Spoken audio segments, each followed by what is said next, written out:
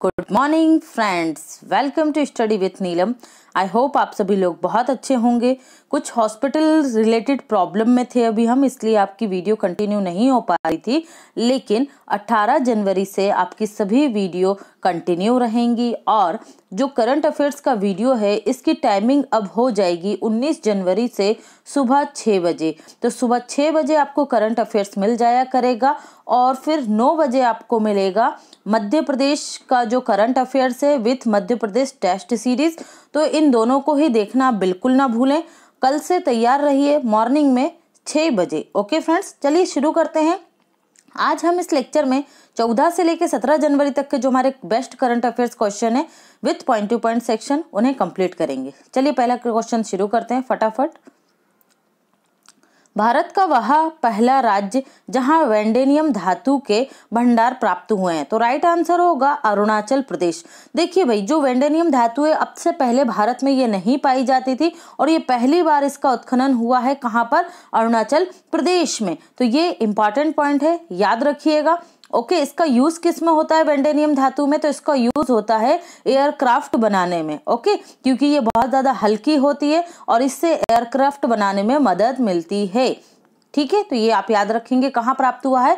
अरुणाचल प्रदेश में प्राप्त हुआ है। और लिथियम जो धातु है, लिथियम बहुत ज्यादा चर्चा में थी। जो इलेक्ट्रॉनिक बाइक्स कार आपकी बनती हैं उसमें लिथियम की बैटरी ही लगती है। तो जो लिथियम के भंडार मिले हैं वो कहाँ मिले हैं? कर्नाटक में मिले हैं, कर्नाटक में। ओके, तो इसे भी आप याद रखेंगे। और देश की सबसे बड़ी लिथियम रिफाइनरी कहाँ बनाई जा रही है? तो ये बनाई जा रही है गुजरात में। कहाँ पर? गुजरात में। तो ये इतने पॉइंट है आपको याद रखना है। ओके, वेंडेनियम कहाँ मिला है? अरुणाचल प्रदेश में। अरुणाचल प्रदेश की लोकेशन देखिए, यहाँ पर है अरुणाचल प्रदेश। राजधानी क्या है? ईटानगर है। राज्यपाल है वीडी मिश्रा और यहाँ के मुख्यमंत्री हैं पेमा खांडू। सबसे पहले सूर्योदय किस राज्य में होता है हमारे देश में? तो अरुणाचल प्रदेश में ही होता है। ओके, इसके हाल ही में 3 नए जिले बनाए गए हैं। तो ये है सियोमी, लेपेरदा और पक्के केसार। 25 जिले हैं अरुणाचल प्रदेश में। पक्के पागा हॉर्निवल फेस्टिवल ये अरुणाचल प्रदेश का राजकीय महोत्सव है। ओके, जो जियोलॉजिकल सर्वे ऑफ इंडिया है इसके द्वारा जो सर्वे किया गया है, तो देश का 30% जो ग्रेफाइट है ये कहाँ मिलता है? अरुणाचल प्रदेश में मिलता है। और अरुणाचल प्रदेश के ही केजांग डी थोंगडोक को आपको याद रखना है। इन्हें दादा साहब फाल्के शॉर्ट फिल्म पुरस्कार 2020 से सम्मानित किया गया था। किसके लिए? इनकी शॉर्ट फिल्म ची लूपो के लिए। ओके, नेक्स्ट देखते हैं। हाल ही में the population myth, Islam, family planning and politics in India नामक बुक किसके द्वारा लिखी गई है? तो राइट आंसर होगा हमारा यहाँ पर एस.वाई. कुरैशी। एस.वाई. कुरैशी के द्वारा इस बुक में बताया गया है कि किस प्रकार से जो इस्लामिक फैमिलीज होती हैं उनमें पॉपुलेशन और उनके साथ जो आप लोग देख रहे होंगे पॉलिटिक्स जो चलती है, तो उसी का इसमें वर्णन किया गया है। ओके, तो इन्हें आप याद रखेंगे। किसे? एस.वाई. कुरैशी को। अदर ऑप्शंस भी बहुत ज्यादा इंपॉर्टेंट है, देख लेते हैं। आर गिरधर की बुक आई थी, कौन सी? आर गिरधर की राइट अंडर नोज। ओके, कौनसम हिमालय की बुक आई थी, कौन सी? तो इनकी बुक आई थी making of journal a Himalayan echo, making of journal a Himalayan echo. Okay, और डॉक्टर कृष्णा सक्सेना की बुक आई थी a bouquet of flower, a bouquet of flower. Okay, तो इन्हें भी आप याद रखेंगे। इनकी बुक को किसने लॉन्च किया था? तो राजनाथ सिंह के द्वारा लॉन्च किया गया था लखनऊ में। और डॉक्टर कृष्णा सक्सेना लखनऊ की पहली महिला जो PhD होल्डर है। नेक्स्ट देखते हैं। हाल ही में निम्न में से किसे सुभाष मुखर्जी पुरस्कार 2020 से सम्मानित किया गया है? तो डॉक्टर पिनाकी दत्ता को सुभाष मुखर्जी पुरस्कार 2020 से सम्मानित किया गया है। किसके लिए सम्मानित किया गया है इन्हें? तो इन्हें सम्मानित किया गया है इनके Indo crime society of India द्वारा, जो इनका इंडो क्रिमिनोलॉजी में इनका जो योगदान है उसके लिए। ओके, तो इन्हें आप याद रखेंगे। क्या नाम है? Doctor Pinaki Datta, doctor Pinaki Datta. Other options को देख लेते हैं। डॉक्टर सुब्रा शर्मा, तो डॉक्टर सुब्रा शर्मा को युवा वैज्ञानिक पुरस्कार 2020 से सम्मानित किया गया था। डॉक्टर हेमंत कुमार, इन्हें साइंटिस्ट ऑफ द ईयर पुरस्कार से सम्मानित किया गया था। किसके द्वारा? DRDO के द्वारा। साइंटिस्ट ऑफ द ईयर पुरस्कार, डॉक्टर अमित केसरवानी, इन्हें सम्मानित किया गया था डॉक्टर एपीजे अब्दुल कलाम वैज्ञानिक पुरस्कार 2020 से। तो सभी इंपॉर्टेंट है, सभी को आपको याद रखना है। नेक्स्ट है COP26 जलवायु सम्मेलन का अध्यक्ष ब्रिटेन द्वारा किसे बनाया गया है, मतलब इस सम्मेलन की अध्यक्षता कौन करेंगे ब्रिटेन की तरफ से। आयोजन तो कहाँ होगा, ये ग्लासगो में होगा, ठीक है, कहाँ पर, ग्लासगो, ठीक है, स्कॉटलैंड में। तो इसके अध्यक्ष बनाया गया है ब्रिटेन की तरफ से आलोक शर्मा को, भारतीय मूल के हैं ये, आलोक शर्मा को बनाया गया है। ओके, तो इन्हें आप याद रखेंगे, आलोक शर्मा। अदर जो ऑप्शन है इन्हें भी देख लेते हैं। देखिए, ग्रेग बार्कले ये आईसीसी के अध्यक्ष बने हैं, न्यूजीलैंड से हैं। ओके, लूसी ब्रॉन्ज, ये क्यों फेमस है भाई, ये फीफा की player of the female player of the year चुनी गई है 2020 में। लूसी ब्रॉन्ज किस देश से हैं ये, तो ये इंग्लैंड से हैं। रॉबर्ट लेवेंडोस्की, ये कहाँ से हैं, तो ये पोलैंड से हैं और ये फीफा के player of the year men's में चुने गए हैं। तो दोनों ही इंपॉर्टेंट है, याद रखिएगा। ओके, नेक्स्ट देखते हैं, ये हैं आलोक शर्मा। हाल ही में चर्चा में रहा चौथा वन प्लैनेट समिट 2021 का आयोजन निम्न में से किस देश में किया गया है, तो चौथे वन प्लैनेट समिट का आयोजन किया गया फ्रांस में। कहां पर, फ्रांस में किया गया। कब, 11 जनवरी 2021 को। इसका आयोजन फ्रांस और यूनाइटेड नेशन के द्वारा मिलकर आयोजित किया गया वीडियो कॉन्फ्रेंसिंग के माध्यम से। इसका उद्देश्य क्या था, तो इस वन प्लैनेट समिट का उद्देश्य था विश्व की जैव विविधता की रक्षा करना, विश्व की जैव विविधता की रक्षा करना। ओके, थीम याद रखिएगा, थीम क्या रही इसकी, तो इसकी थीम रही है इस सम्मेलन की let's act together for nature, let's act together for nature. Okay, याद रखिएगा। नेक्स्ट देखते हैं हम क्वेश्चन। हाँ, अमेरिका ने निम्न में से किस देश को आतंकवाद प्रायोजित देश की श्रेणी में नामित किया है, तो राइट आंसर होगा यहाँ पर हमारा क्यूबा। ओके, क्यूबा को अमेरिका के द्वारा स्टेट स्पॉन्सर्ड टेररिज्म की लिस्ट में नामित किया गया है। इन पर आरोप है क्यूबा पे कि इन्होंने सीरिया में अपने जो हथियार है और वहां पर जो टेरर ग्रुप है उनको क्या किया है, सपोर्ट किया है। तो अमेरिका ने इन्हें आतंकवाद प्रायोजित देश की सूची में नामित कर दिया है। किसके द्वारा, अमेरिका के जो विदेश मंत्री हैं माइक पॉम्पियो के द्वारा यह घोषणा की गई है। ओके, क्यूबा को देख लेते हैं मैप में। तो देखिए, वर्ल्ड मैप में जो उत्तर अमेरिका है, उत्तर अमेरिका के दक्षिण में आप जाएंगे तो ये मिलेगा यहाँ आपको क्यूबा। ओके, ये रही इसकी लोकेशन। क्यूबा की कैपिटल क्या है, हवाना। और हवाना की कौन सी चीज प्रसिद्ध है, हवाना के सिगार प्रसिद्ध हैं, ठीक है, याद रखिएगा। करेंसी है क्यूबन पैसो, क्या है करेंसी, क्यूबन पैसो है। और यहाँ के जो प्रधानमंत्री हैं वो हैं मैनुअल मोरोको क्रज, मैनुअल मोरोको क्रज। तो ये इंपॉर्टेंट पॉइंट है, याद रखिएगा। नेक्स्ट देखते हैं, हाल ही में देश में पहली बार आइस क्लाइंबिंग फेस्टिवल का आयोजन कहाँ किया गया, तो राइट आंसर होगा पहली बार किया गया है ये लद्दाख के लेह लद्दाख के किस क्षेत्र में, नुब्रा वैली में। कौन सा घाटी का नाम याद रखिएगा, नुब्रा घाटी। ओके, बहुत ज्यादा प्रसिद्ध है ये आइस क्लाइंबिंग के लिए। नुब्रा घाटी में इसका आयोजन किया गया है पहली बार।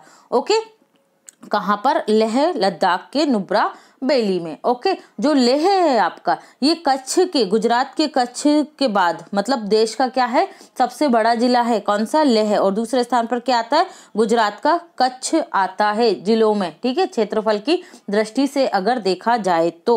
ओके, तो ये आप याद रखेंगे। कब से कब तक हुआ इसका आयोजन, 6 से लेके 13 जनवरी तक।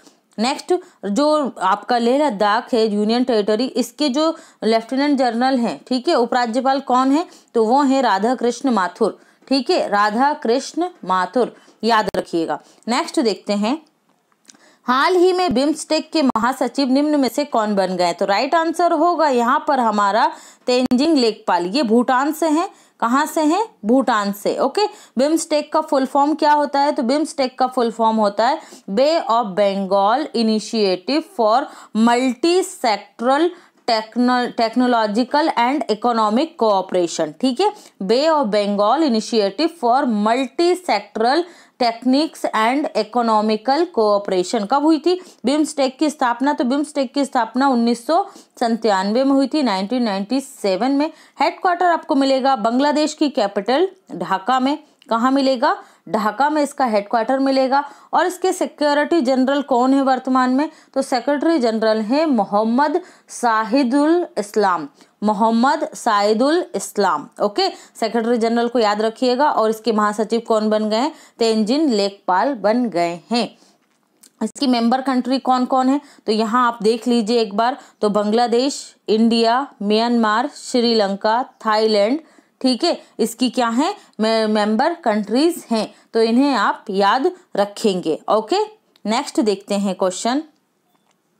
हाल ही में पुर्तगाल में भारत के नए राजदूत निम्न में से किन्हें नियुक्त किया गया है? तो पुर्तगाल में भारत के नए राजदूत बन गए हैं मनीष चौहान। कौन बन गए हैं?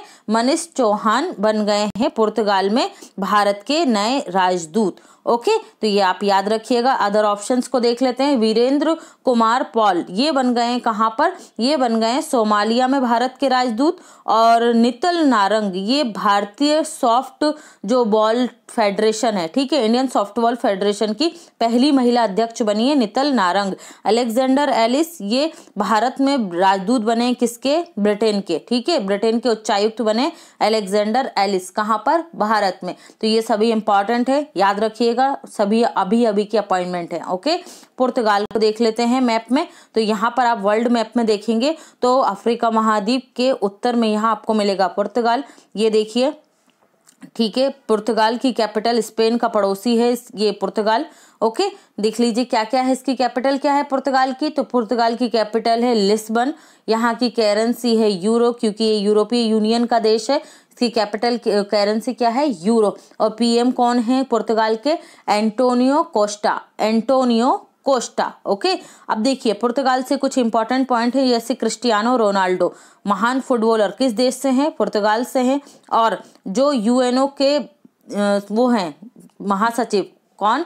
एंटोनियो कोस्टा, ठीक है, तो वो कहाँ पर है, कहाँ के हैं? वो भी पुर्तगाल के ही हैं, ठीक है, तो उन्हें भी आप याद रखेंगे।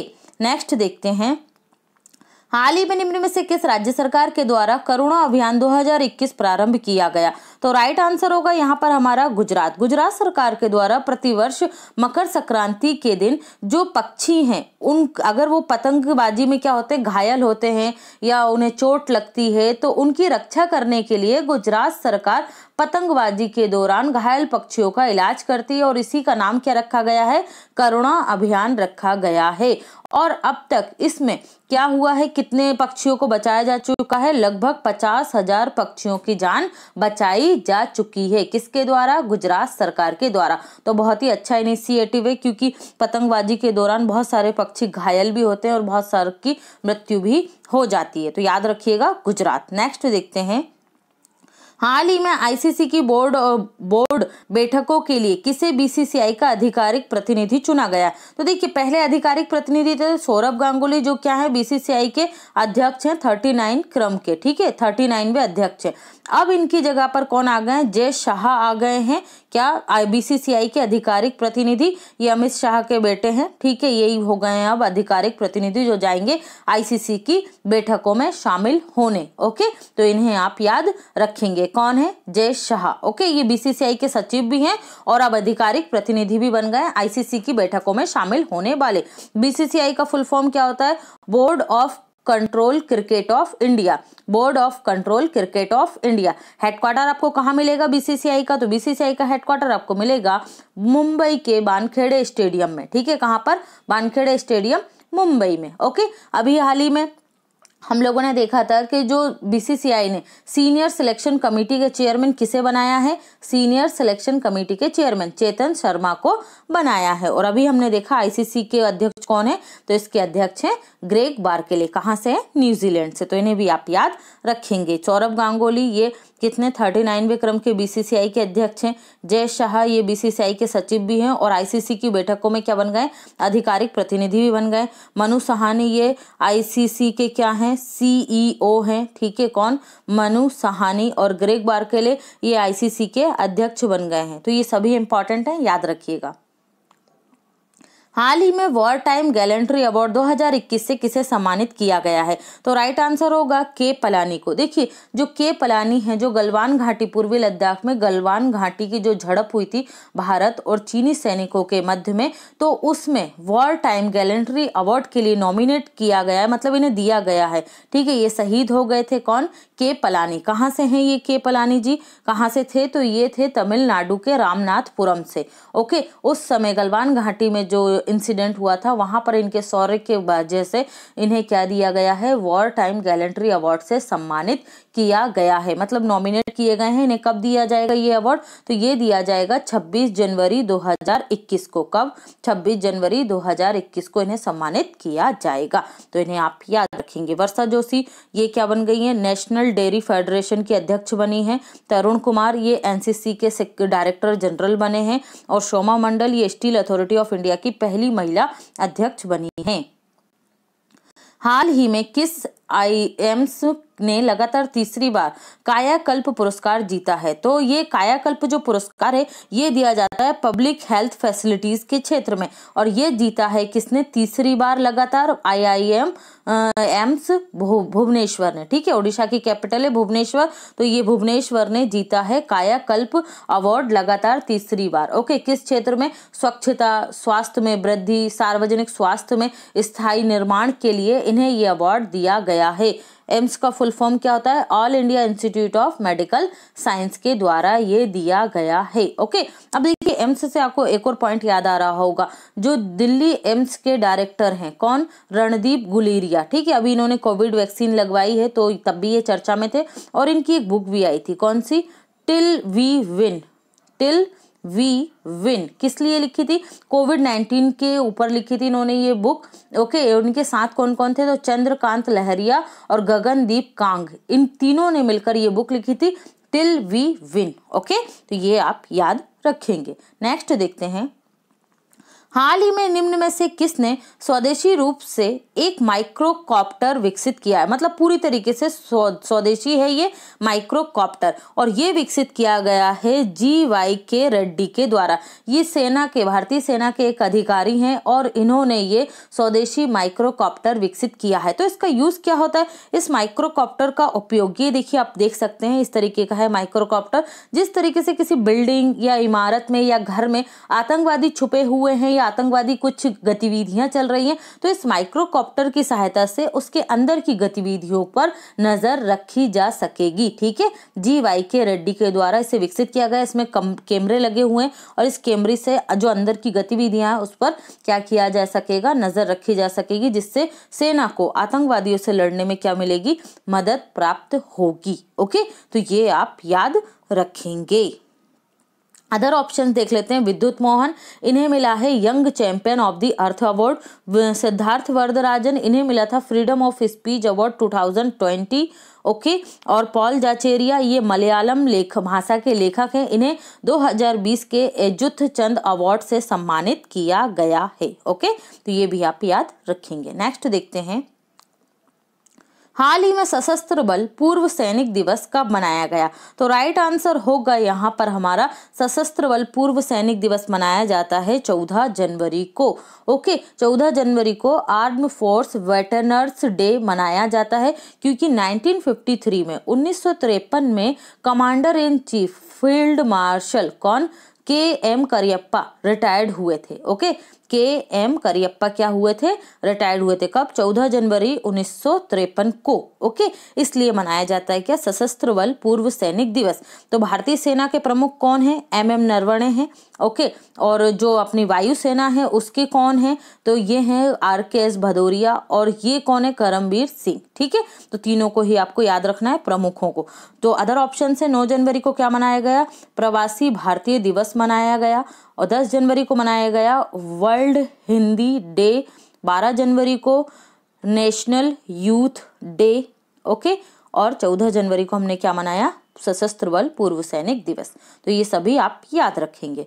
नेक्स्ट देखते हैं, हाल ही में शहरी स्थानीय सुधारों को लागू करने वाला तीसरा राज्य निम्न में से कौन सा बन गया है? तो राइट आंसर होगा तेलंगाना। देखिए, जो वित्त मंत्रालय है, वित्त मंत्रालय के द्वारा जो राज्य शहरी स्थानीय सुधारों को लागू करते हैं उन्हें क्या दी जाती है? वित्त मंत्रालय के वित्त विभाग के द्वारा सहायता प्रदान की जाती है। किसमें? शहरी स्थानीय सुधारों को लागू करने के लिए। और शहरी स्थानीय सुधारों को लागू करने वाला तीसरा राज्य बन गया है कौन? तेलंगाना। तो तेलंगाना को अतिरिक्त कितनी 2508 करोड़ रुपए की सहायता कर्ज की जो अनुमति है वो प्राप्त हो गई है। मतलब क्या ले सकता है तेलंगाना? 2508 करोड़ का मार्केट से कर्ज ले सकता है। ओके, और तो ये बन गया कौन सा? तीसरा राज्य। तो पहला राज्य कौन सा था? तो राइट आंसर होगा, पहला था मध्य प्रदेश, दूसरा बना था आंध्र प्रदेश और तीसरा बन गया है तेलंगाना। तो तीनों ही टॉप पर हैं, तीनों को आपको याद रखना है। नेक्स्ट देखते हैं तेलंगाना के बारे में। तो ये रहा तेलंगाना। कब बना? 2 जून 2014 को। किससे अलग होकर बना? आंध्र प्रदेश से। राजधानी क्या है? हैदराबाद। मुख्यमंत्री के चंद्रशेखर राव। राज्यपाल Tamilisai Soundararajan. Okay, artificial intelligence वर्ष किसे घोषित किया? 2020 को। रायतु वेदिका योजना किसने लागू की थी किसानों के लिए? तेलंगाना सरकार ने। नेक्स्ट है, हाल ही में फ्रांस के राष्ट्रपति सम्मान ऑर्डर नेशनल ड्यू मेरिट से निम्न में से किसे सम्मानित किया गया? तो राइट आंसर होगा रोहिणी गोडबोले को। ठीक है, तो जो रोहिणी गोडबोले हैं इन्हें ऑर्डर नेशनल डिमेरिट से सम्मानित किया गया। क्यों? क्योंकि इन्होंने महिलाओं को विज्ञान के क्षेत्र में आने के लिए प्रोत्साहित किया और फ्रांस तथा भारत के संबंधों में इन्होंने महत्वपूर्ण योगदान दिया है, इसलिए इन्हें सम्मानित किया गया। नाम याद रखिएगा, Rohini Godbole. Okay, other options देख लेते हैं हम।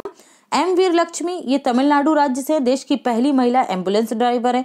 संगीता श्रीवास्तव इलाहाबाद यूनिवर्सिटी की पहली महिला कुलपति बनी है। और रतन टाटा जी, इन्हें तो सभी जानते हैं, इन्हें Indo Israel chamber of commerce के द्वारा सेंचुरी अवार्ड से सम्मानित किया गया था। Indo Israel chamber of commerce के द्वारा। ओके, ये भी आप याद रखेंगे। नेक्स्ट देखते हैं, देश की पहली एयर टैक्सी सेवा निम्न में से किस राज्य में प्रारंभ की गई है? तो राइट आंसर होगा Haryana.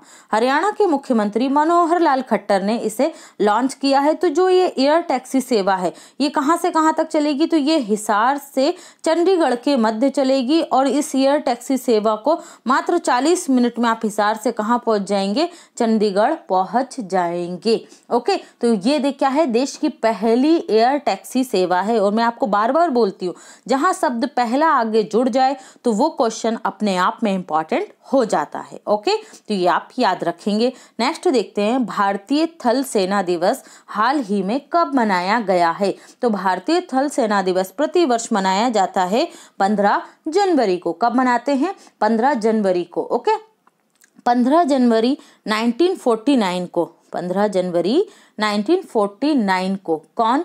KM. Cariappa field marshal भारतीय सेना के पहले कमांडर इन चीफ बने थे। ओके, तो जब ये कमांडर इन चीफ बने थे के.एम. करियप्पा फील्ड मार्शल, तब क्या मनाते हैं? भारतीय थल सेना दिवस मनाते हैं। कब से? 1949 से। तो ये 2021 में कौन सा भारतीय थल सेना दिवस मनाया गया? 73वां भारतीय थल सेना दिवस मनाया गया है। ओके, देखिए, जब इन्होंने अपॉइंट किया था तब क्या मनाते हैं? भारतीय थल सेना दिवस। किसने? के.एम. करियप्पा फील्ड मार्शल ने। ओके, जब इन्होंने आर्मी के क्या बने थे? ये कमांडर इन चीफ बने थे। और जब ये रिटायर्ड हुए, मतलब कब? 14 जनवरी 1953 को। ओके, जब ये रिटायर्ड हुए तब क्या मनाते हैं 1953 14 जनवरी को? तो ये मनाया जाता है सशस्त्र बल पूर्व सैनिक दिवस। ठीक है, अभी हम लोगों ने पीछे देखा है तो इसे भी आप याद रखेंगे। तो देखिए, अब यहाँ पर आता है आपका मेन क्वेश्चन कि हमने बना लिया इंडियन आर्मी डे 15 जनवरी को। ठीक है, वायुसेना दिवस कब मनाते हैं? तो 8 अक्टूबर को। भारतीय वायुसेना दिवस 8 अक्टूबर को। भारतीय जल सेना दिवस 4 दिसंबर को। तो ये 3 डेट आपको नहीं भूलनी है। 15 को आर्मी डे मनाएंगे, 8 अक्टूबर को वायुसेना दिवस मनाएंगे और 4 दिसंबर को जल सेना दिवस मनाएंगे। ओके, याद रखिएगा इसे। नेक्स्ट देखते हैं, हाल ही में भारतीय सेना के साथ मिलकर किसके द्वारा भारत की पहली स्वदेशी मशीन पिस्टल आसमी को विकसित किया गया है? तो राइट आंसर होगा यहाँ पर हमारा DRDO। ठीक है, डिफेंस रिसर्च डेवलपमेंट ऑर्गेनाइजेशन के द्वारा भारतीय सेना के साथ मिलकर देश की, फिर मैंने बोला आपसे पहला पॉइंट आया याद रखना, पहली स्वदेशी मशीन पिस्टल आसमी विकसित की गई है। इस पिस्टल की रेंज क्या होगी ये आप देख रहे हैं यहाँ पर। ओके, इसकी रेंज क्या होगी, तो इसकी रेंज होगी 100 मीटर। कितनी होगी इसकी रेंज, 100 मीटर होगी। ठीक है, तो ये आप याद रखेंगे। डीआरडीओ से, डीआरडीओ की स्थापना कब हुई थी, 1958 में। वर्तमान में इसके चेयरमैन कौन है, तो जी सतीश रेड्डी हैं। इनका कार्यकाल क्या किया गया, 2 वर्ष के लिए बढ़ा दिया गया है। ओके, जी सतीश रेड्डी का। और इसका ध्येय वाक्य क्या है, बलश्य मूलम विज्ञानम। ठीक है, बलश्य मूलम विज्ञानम। और डीआरडीओ से आपको और क्या याद रखना, हाँ 2 पॉइंट आपको और याद रखने हैं। पहला पॉइंट, एयर ड्रॉप्ड कंटेनर। ठीक है, एयर ड्रॉप कंटेनर सहायक एनजी को लॉन्च किया था। ठीक है, किसके साथ मिलकर, भारतीय वायुसेना के साथ, भारतीय नौसेना के साथ मिलकर, सहायक एनजी। ओके, ये याद रखना है आपको। और डीआरडीओ ने बुखारी, जो हमारे सैनिक हैं जो लद्दाख जम्मू कश्मीर वाले बर्फीले क्षेत्रों में रह रहे हैं, तो उनके लिए बुखारी को डेवलप किया गया था, जो क्या करती है, जो अधिक जो तापमान वाले, कम तापमान वाले जो एरिया है वहां पर सैनिकों को रहने में ये सहायता करती है। और डीआरडीओ ने हेमंत कुमार को साइंटिस्ट ऑफ द ईयर पुरस्कार से भी सम्मानित किया था। तो ये इतने पॉइंट आपको डीआरडीओ से याद रखना है। और एक और चीज, डीआरडीओ का स्थापना दिवस हमने मनाया 1 जनवरी 2021 को। ठीक है, कब हुई थी स्थापना, 1 जनवरी 1958 में। तो इसका 63वां हमने जन्मदिन भी मनाया है। किसका, डीआरडीओ का। कब, 1 जनवरी को। तो ये भी आप याद रखेंगे। हाल ही में वित्त मंत्रालय ने, वित्त मंत्रालय के व्यय विभाग, ये वह विभाग हो गया है, व्यय विभाग, ओके, के द्वारा जारी ईज ऑफ डूइंग बिजनेस सुधारों को लागू करने वाला देश का 8वां राज्य कौन सा बन गया, तो राइट आंसर होगा यहाँ पर हमारा केरल। देखिए, वित्त मंत्रालय के व्यय विभाग के द्वारा जो भी राज्य ईज ऑफ डूइंग बिजनेस सुधारों को क्या करता है, अपने राज्य में लागू करता है, तो उनको बाजार से वित्त जुटाने के लिए, मतलब ओपन मार्केट से उधार के माध्यम से वित्तीय संसाधन जुटाने के वो राज्य क्या हो जाते हैं, पात्र हो जाते हैं। तो इसी क्रम में 8वां राज्य कौन सा बन गया है देश का, तो ये बन गया है केरल। कौन बन गया है, केरल। ओके, अब देखिए स्थानीय सुधार वाला जो राज्य है, उस श्रेणी में अभी 3 राज्यों ने ही स्थानीय सुधार लागू किए। तो उसमें पहला एमपी है, ठीक है, दूसरा आंध्र प्रदेश और तीसरा तेलंगाना। ओके, अब यहाँ पर हो रही है ईज ऑफ बिजनेस जो सुधार है, ईज ऑफ डूइंग बिजनेस, उसमें 8वां राज्य कौन सा बन गया है, केरल बना है। ओके, तो बाकी के 7 राज्य कौन कौन से हैं, तो बाकी के 7 राज्य सुन लीजिए आप। पहला तो आंध्र प्रदेश था, तो ये याद रखना, ईज ऑफ डूइंग बिजनेस सुधारों को लागू करने वाला पहला राज्य कौन सा बना था, आंध्र प्रदेश। ओके, दूसरा बना था आपका एमपी, तीसरा बना था आपका कर्नाटक, चौथा बना आपका ओडिशा, ओके, 5वां बना आपका राजस्थान, छठा बना आपका तमिलनाडु और 7वां बना था तेलंगाना। ओके, और अब 8वां कौन सा बन गया है, केरल। ठीक है, तो ये सभी राज्य आपको याद रखना है, क्योंकि आपसे क्वेश्चन ऐसे भी पूछा जा सकता है कि निम्न में से कौन सा राज्य नहीं है जिसने ईज ऑफ डूइंग बिजनेस को अपनाया है। तो जब आपको जो हैं वो याद होंगे तो नहीं वाला आप इजीली टिक कर देंगे। ओके, नेक्स्ट देखते हैं, हाल ही में निम्न में से किस राज्य सरकार के द्वारा कवि तिरुवल्लुर के सम्मान में तिरुवल्लुर दिवस के रूप में मनाने की घोषणा की गई है। ठीक है, देखिए ये दिवस तो मनाया ही जाता है, किसके द्वारा, तमिलनाडु सरकार के द्वारा ये घोषणा की गई है। ठीक है, कब मनाते हैं तिरुवल्लुर का दिवस, जो है इनकी जयंती, तो ये मनाई जाती है 15 जनवरी को। कब मनाई जाती है, 15 जनवरी को मनाया जाता है। ठीक है, ये तमिल साहित्य के महत्वपूर्ण कवि रहे हैं। कब, ये ईसा पूर्व 4वीं शताब्दी में तमिल कवि और दार्शनिक थे। ठीक है, अगर आपने हिस्ट्री पढ़ी होगी थोड़ी बहुत भी एंशियंट, तो आपने अगर तमिल का हिस्ट्री पढ़ी है तो आपको मालूम होगा कि वहां पर तिरुवल्लुर, तोलकप्पियम, ये ऐसे कुछ कवि हैं जो बहुत ज्यादा प्रसिद्ध रहे हैं। ओके, नेक्स्ट देखते हैं, हाल ही में नेल्सन मंडेला विश्व मानवतावादी पुरस्कार से किसे सम्मानित किया गया, तो राइट आंसर होगा रवि गायकवाड़ को सम्मानित किया गया है। किस सम्मान से, नेल्सन मंडेला विश्व मानवतावादी पुरस्कार। मानवता के क्षेत्र में महत्वपूर्ण और उल्लेखनीय कार्यों के लिए यह पुरस्कार दिया जाता है। ओके, तो ये आप याद रखेंगे, किसे मिला है, रवि गायकवाड़ को। ये कहाँ के थे, इन्हें कहाँ का गांधी कहा जाता है, नेल्सन मंडेला को, तो इन्हें कहा जाता है दक्षिण अफ्रीका का गांधी। ठीक है, साउथ अफ्रीका के गांधी के नाम से प्रसिद्ध है वही नेल्सन मंडेला। नेल्सन मंडेला दिवस कब मनाया जाता है, तो ये मनाया जाता है प्रतिवर्ष कब, 18 जुलाई को। ठीक है, ये भी आप याद रखेंगे, ये क्वेश्चन भी आ चुका है। नेल्सन मंडेला डे 18 जुलाई और मलाला डे 12 जुलाई। ठीक है, कंफ्यूज मत होइएगा। ओके, अदर ऑप्शंस को हम देख लेते हैं। तो अदर ऑप्शंस में है आपका सेला केनी, इन्हें क्या मिला है, फ्लोरेंस नाइटिंगेल अवार्ड 2020 से सम्मानित किया गया। कैलाश सत्यार्थी नोबेल पुरस्कार, शांति के नोबेल पुरस्कार जीतने वाले हैं ये, कौन, कैलाश सत्यार्थी। और इनकी अभी बुक आई थी कोविड-19 सभ्यता और समाधान। ठीक है, ये भी आप याद रखना। माधव भंडारी ये बीजेपी के वरिष्ठ नेता हैं और इनकी बुक आई थी अयोध्या, जिसे किसने लॉन्च किया था, महाराष्ट्र के पूर्व सीएम देवेंद्र फडणवीस ने। ओके, तो ये भी आप याद रखेंगे। नेक्स्ट देखते हैं, हाल ही में सोफी डिवाइन ने महिला T20 में 36 गेंदों में शतक बनाकर रिकॉर्ड बनाया है। यह किस देश की खिलाड़ी है? तो सोफी जो डिवाइन है ये किस देश की खिलाड़ी है? न्यूजीलैंड की खिलाड़ी है। कहाँ की है? न्यूजीलैंड की खिलाड़ी हैं सोफी डिवाइन। और ये रिकॉर्ड इन्होंने बनाया है, बहुत ही शानदार रिकॉर्ड बनाया है। ठीक है, 36 गेंदों में शतक लगाया है। अभी आपको याद होगा वुमेन बिग एस लीग जो चल रही थी उसमें ये 100 छक्के लगाने वाली भी पहली महिला थी। ठीक है, वुमेन बिग एस लीग में, इन्हें याद रखना आपको। सोफी डिवाइन को किस देश की हैं? ये क्रिकेटर न्यूजीलैंड की हैं। ओके, नेक्स्ट हम देख लेते हैं कुछ इंपॉर्टेंट पॉइंट मैं आपको बताती हूँ। जैसे ऑस्ट्रेलिया की कौन है? क्लेयर पोलाशॉक। ठीक है, क्लेयर पोलाशॉक का नाम आपने सुना होगा। ये जो पुरुषों का मैच है उसमें एम्पायरिंग करने वाली चौथी महिला अधिकारी बनी। मतलब किसके रूप में? चौथे एम्पायर की भूमिका निभाई। किसने? क्लेयर पोलाशॉक ने। ओके, टेस्ट मैच में इन्होंने 4th एम्पायर की भूमिका निभाई थी। किसने? क्लेयर पोलाशॉक। किस देश से है? ऑस्ट्रेलिया से। क्लियर है। और एलिस पेरी का आपको नाम याद रखना है, ये न्यूजीलैंड से ही हैं। एलिस पेरी, इन्हें कौन कौन से अवार्ड मिले हैं? ये ऑस्ट्रेलिया से हैं। एलिस पेरी, इन्हें मिला है ICC cricket of the decade, ICC ODI women cricket of the year और T20 international cricketer of the decade. तो जो ICC के अवार्ड थे वो जारी किए गए थे, तो उसमें एलिस पेरी को ये सभी अवार्ड दिए गए थे। तो ये सभी पॉइंट आपको याद रखना है। कहाँ से हैं? ऑस्ट्रेलिया से। नेक्स्ट देखते हैं, हाल ही में अवर हिंदू राष्ट्र नामक पुस्तक निम्न में से किसके द्वारा लिखी गई? तो आकार पटेल के द्वारा लिखी गई है ये बुक। कौन सी? अवर हिंदू राष्ट्र। ओके, तो ये आप याद रखेंगे। किसकी बुक है? आकर पटेल की। आर गिरधर, इनकी बुक का नाम क्या है? तो इनकी बुक का नाम है right under our nose. Okay, Shri Iyer की बुक का नाम क्या है? Who painted my lust red. और जयराम रमेश, ये कांग्रेस के वरिष्ठ नेता हैं और पूर्व पर्यावरण मंत्री भी रह चुके हैं केंद्र में। तो इनकी बुक आई थी लाइट ऑफ एशिया। ठीक है, किसके ऊपर? भगवान बुद्ध के ऊपर लिखी थी, लाइट ऑफ एशिया। ओके, तो ये भी आप याद रखेंगे।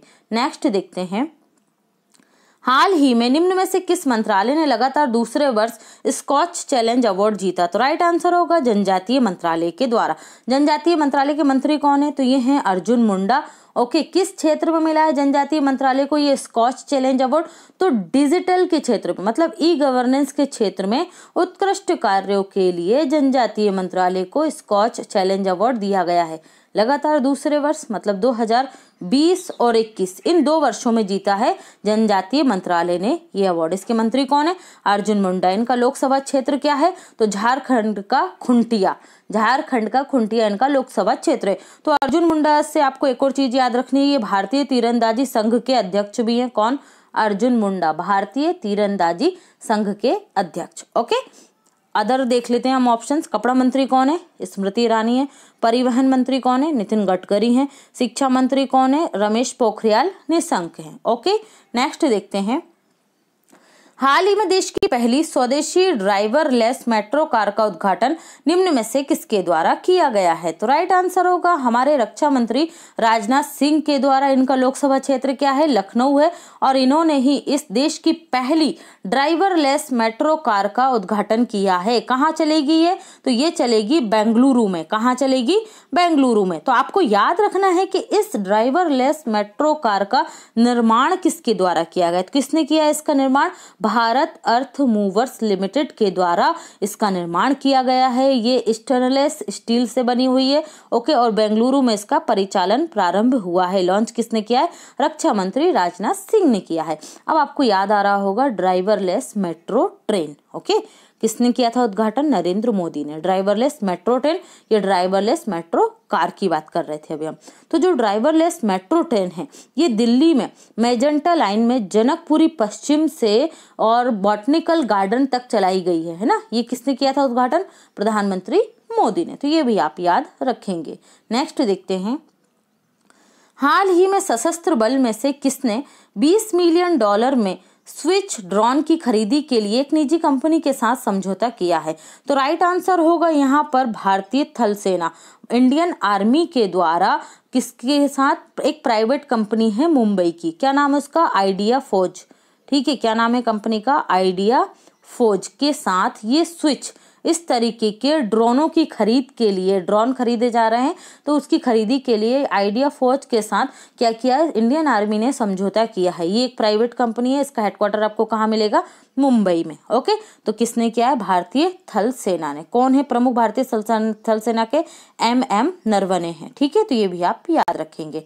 नेक्स्ट देखते हैं, अगर आप स्टडी विथ नीलम चैनल पर पहली बार आए तो फटाफट से हमारा चैनल को सब्सक्राइब कर लीजिए। बेल आइकन प्रेस करना बिल्कुल ना भूलें, जिससे हमारी सभी वीडियो के नोटिफिकेशन सबसे पहले आपको प्राप्त हो सके। वीडियो को ज़्यादा से ज़्यादा लाइक करना, शेयर करना और चैनल को सब्सक्राइब करना बिल्कुल ना भूलें। चलिए तो शुरू करते हैं point to point section. Himachal Pradesh के सरकारी डेंटल हॉस्पिटल के डॉक्टर विनय भारद्वाज को पब्लिक हेल्थ डेंटिस्ट पुरस्कार 2020 से सम्मानित किया गया है। Sanjay Kapoor all India chess federation के अध्यक्ष बन गए हैं। और 67 में हमारे ग्रैंड मास्टर कौन बने हैं? तो लियोन मोंडोक बने। कहाँ से हैं? गोवा से हैं। डॉक्टर सेला केनी को फ्लोरेंस नाइटिंगेल पुरस्कार 2020 से सम्मानित किया गया। खादी एवं ग्रामोद्योग आयोग के द्वारा वैदिक पेंट को लॉन्च किया गया, जो गाय के गोबर से बना गंध रहित पेंट होगा। ओके, खादी एवं ग्रामोद्योग आयोग की स्थापना कब हुई थी? 1956 में हुई थी। खादी एवं ग्रामोद्योग आयोग का मुख्यालय कहाँ मिलेगा आपको? मुंबई में। और वर्तमान में इसके अध्यक्ष कौन है? डॉक्टर विनय के सक्सेना।